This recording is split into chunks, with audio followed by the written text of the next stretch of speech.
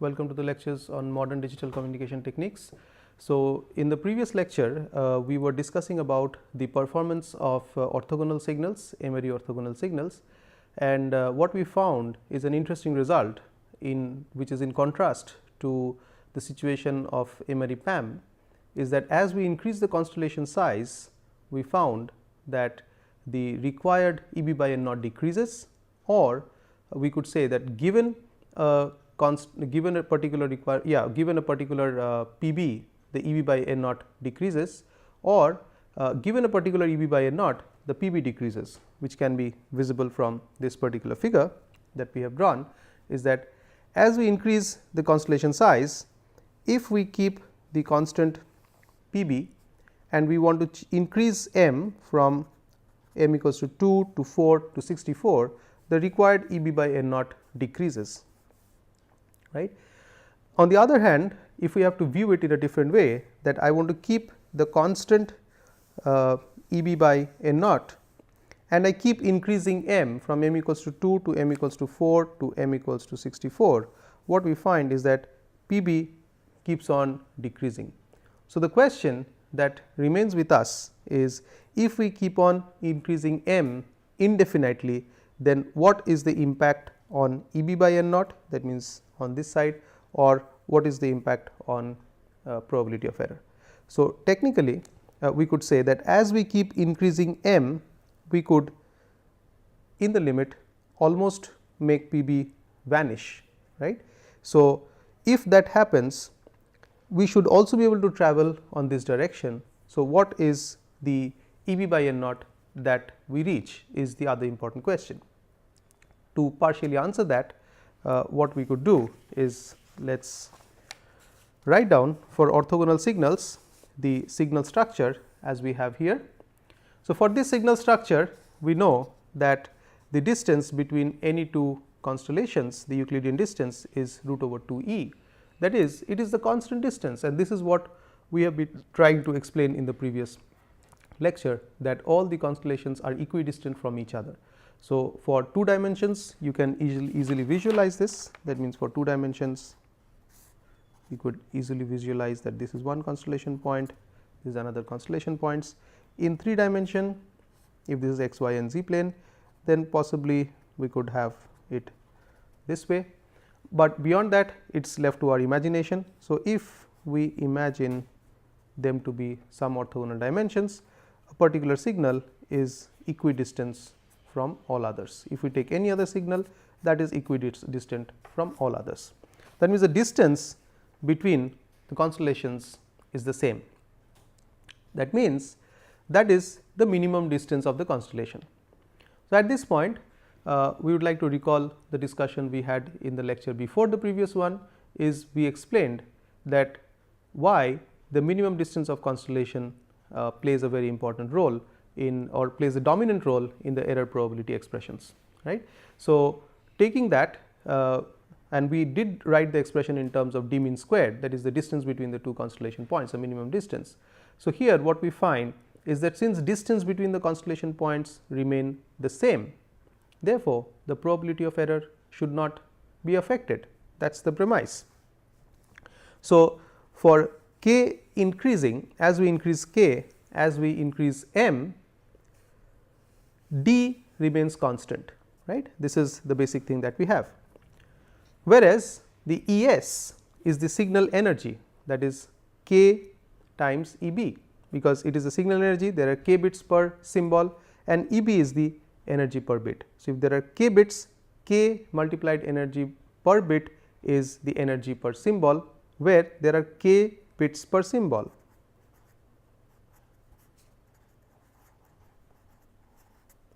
Where there are k bits per symbol.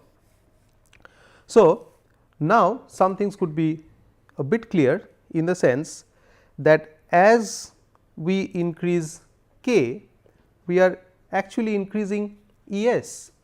So, if we are increasing, so that means if we keep Eb constant, as we increase k, we are actually increasing Es.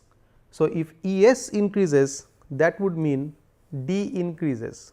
So, if D increases, that means probability of error decreases. So, that is a straightforward thing that we have. So, if I am going to increase k by keeping EB constant, that means I am increasing the total energy, because ES is equal to k times EB. Now, if ES increases, what we have is dkm is root over 2 ES. So, this increases, the distance increases. If distance increases, probability of error decreases, or you get a better probability of error result. So, that is what is clearly visible over here, right. For a constant EB, as we increase m, that means as we increase k, the probability of error decreases, simply because distance between constellations increase. Well, the same discussion can be argued in a slightly variant way, almost meaning the same thing. So, for the constant d min, Pm is unchanged, we know. So, as k is increased, right, bits are increased. So, going by this, if k increases while this is kept constant, that means EB must decrease, right. So, in other words, it is saying that if I am increasing the constellation size while keeping the signal energy constant, that means while keeping d constant, that means while keeping unchanged Pb, then your EB requirement decreases. So, that is the other view that we have. So, if we have ES as constant, that means if we have distance is constant, because if E is constant, D is constant, right. If E is constant, D is constant, it would mean that probability of error is unchanged, that means we are talking of this line. So, if that happens, as k increases, if this is constant, then this must decrease. So, as k increases, that means as m increases from m equals to 2 to m equals to 4 to m equals to 64, k equals to 1, k equals to 2, k equals to 6, what we clearly find is that as we keep this constant, we traverse this line, because Pb constant, D constant, Es constant. So, k increases along this direction, So, therefore, what we have is Eb decreasing. This is Eb by n naught is constant. So, this is constant. So, gamma b decreasing, Eb decreasing means gamma b decreasing. So, both the things could be explained by looking at the expression and arguing in terms of the minimum distance of the constellation points from each other. So, this is qualitatively argued, but we are still left to find out that what would be the minimum Eb by n naught that we require. To proceed on that, one could resort to the union bound on probability of error. So, that is what we are going to look at in this part. So, what we could do is we could calculate the probability of error for the binary orthogonal signals, right. So, we did not give the result, that could be used by what we have done, or it is not very difficult. It is basically using the correlations, that is C of R S1 and C of R S2. So, if S1 is sent, what is the probability that outcome C R S2 is greater than probability outcome of the correlator C R S1. That is what we have done, and for 2 it is possible, for more it becomes a bit cumbersome, and it is equal for both the situations. So, the result that you obtain if you do that is q function of root over Eb by n naught. So, just a reminder, for binary PAM it is q of root over 2 Eb by n naught, just for your comparison sake. Thereafter things change. Now, we could view the detector for m orthogonal signals as that which makes m minus 1 binary decisions between the correlator output C R S1 and the other m minus 1. So, what do you mean to say? We select C R, the output of the correlator of C R with S1 compared to that with C R of S2. So, that is one comparison.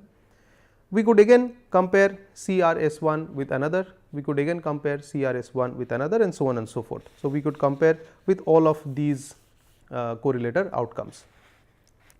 Then the probability of error is upper bounded by the union bound. So, what it means is that union bound of the m minus 1 events, right.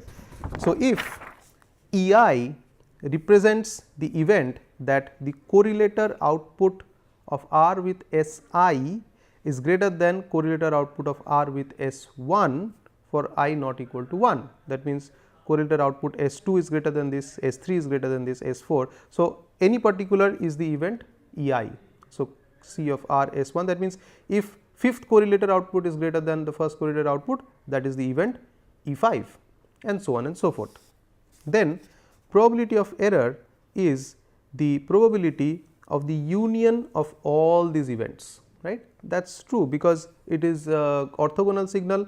So, you have to take the probability that the second is greater than the first, the third, fourth and fifth and so on. So, you add up all these probabilities. So, this probability, so we calculate the probability that the union of these events, and this is bounded by less. So, this is less than or equal to sum of these probabilities, right. So, this result can be derived. So, this is limited by the sum of these probabilities, right. So, of all these events, probability of all these events, individual events, that is the worst case scenario, right.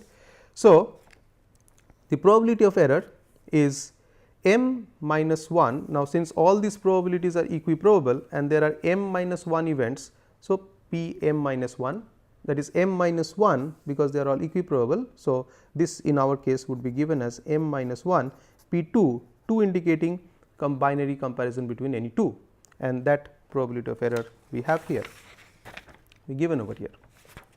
So, that means m minus 1 times p 2, because there are m minus 1 such comparisons, this is the upper bound, that is probability of error is bounded by that.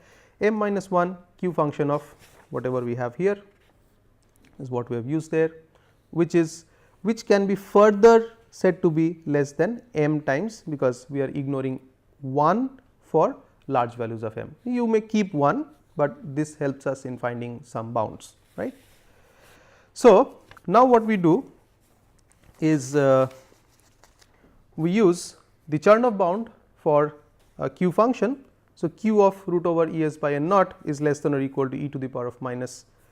So, basically q of x, we use this, is less than or equal to e to the power of minus x squared by 2. So, that is E s by 2 n naught, right. That is what we have from the Chernoff bound. So, then using this we simply replace over here. So, m e to the power of minus E s by 2. So, we replace this expression in this. So, m is 2 to the power of k, e to the power of E s is k times E b 2 n naught, right. E s is k times E b because it is a signal energy, it is the bit energy multiplied by k bits per symbol is signal energy. So, what we have is this, we can say is further we have 2 to the power of k. So, we convert this to e to the power of, and this is the expansion that we have. So, we have this particular expansion in the numerator. So, from this what we can see is as k tends to infinity, as k becomes very, very large, that means m becomes very, very large, that means we are in the curve, we are going in this direction as m is increasing, right. So, as k becomes very, very large, p m tends to 0. So, again going back to this figure. So, you could also view it as m from 2 4 m, probability of error goes to 0, that is what we have. So, we can see from here also, right. So, from this union bound, now you could visualize what we explained intuitively a few minutes ago. So, but the condition is E b by n naught should be greater than this number. If it is not so, what do we have? We have a negative number inside, a negative number along with this would yield a positive number, that means the probability of error will start increasing. So, the probability of error will keep on decreasing subject to the condition that E b by n naught is greater than this, which is equal to 1.39 or roughly 1.42 dB. So, this tells that as long as SNR is greater than 1.4 dB, you can try to make Pm vanishingly small. And how will you do it? You will simply increase k, you keep increasing k over here, and then you could make arbitrarily small, that is you could make the probability of error almost become 0. That means, you could establish a very, very reliable channel without much complexity. But the question is, what is the penalty paid for achieving this particular result? So, as you increase k, what do we have? as we increase k, we keep on increasing the number of frequency bands. So, as we keep on increasing the number of frequency bands, we are tending towards using a very, very large amplitude. So, if bandwidth, as k tends to infinity, you are tending towards infinite bandwidth. So, what we have in this case is the probability of error is traded off with the bandwidth. That means, if I could produce huge amount of bandwidth, even the same constant transmit power, I could achieve significantly low probability of error. Now, if you contrast this to the PAM transmissions, what you would find is, given a finite bandwidth, that means Ts symbol duration, because bandwidth is inversely proportional to Ts, 1 upon Ts, it is equal to 1 upon Ts. Then if I have to reduce the probability of error, I have to keep increasing the power indefinitely. So, there probability of error or bit rate is exchanged with power. Here the same is exchanged with bandwidth, right. So, that is what we have a bandwidth error probability trade off in this case, right. However, one could guess that the bandwidth efficiency would be very less, right. So, continuing on this, there is a tighter bound than what we had just discussed. So, going into the details of the tighter bound is bit constrained at this particular point of time. So, we will use the result simply over here. If it permits, then we can provide you with the necessary steps at a later time, but I doubt that it is possible given the fixed number of lectures that is possible over here. Still, we will try to provide you with additional material which you may go through. So, a tighter bound is for EB by N naught less than for ln by 2. So, as of now, let us take that somebody has derived this and we are using this result. So, for lower SNR regime, I mean this approximation that we have used is not a very good approximation in the low SNR regime. This approximation is good for larger values of EB by N naught. So, for low SNR region, the probability of error can be upper bounded by this expression, where this condition is true only when EB by N naught is less than is greater than ln of 2. So, again I am stating that this result we are using from some other derivation using a tighter bound of the expansion. So, this tells us that as long as EB by N naught is greater than log natural logarithm of 2, which is 0.693, that means greater than minus 1.6 dB, you can keep increasing k. That means, you could make probability of error go to 0 as k increases indefinitely, but you have to maintain gamma b greater than minus 1.6 dB. So, what we have is that minus 1.6 dB is the minimum required SNR per bit to achieve an arbitrarily small probability of error. And remember, this is achieved by making bandwidth go towards infinity. So, with this we have analyzed the performance of a few digital modulation techniques in AWGN channel, but since we have done them separately, but although we have taken insights at appropriate stages of time, where we have seen how probability of error or bit rate are traded off with power and bandwidth in individual case, it is very important that we compare all of these in one single discussion or in a common platform. So, to discuss these things in a common platform, we require to understand, or at least use, if not completely understand, some important terminology in the domain of digital communications known as channel capacity. So, we will discuss the channel capacity at least somewhat quantitatively, but I do not know whether the time that we have will be able to do justice to that in this particular course. However, the particular discussion on channel capacity which is going to take place in the next lecture will be mainly on information basis, which will not be a regular part of evaluation. However, we will use the expression of channel capacity that we finally get for evaluation at the end of this particular course, but at least we should keep the notion of channel capacity, what is the meaning and why should we use it, and we will use that as a benchmark for comparing the performance of digital modulation techniques that we have seen so far in the upcoming lectures. Thank you.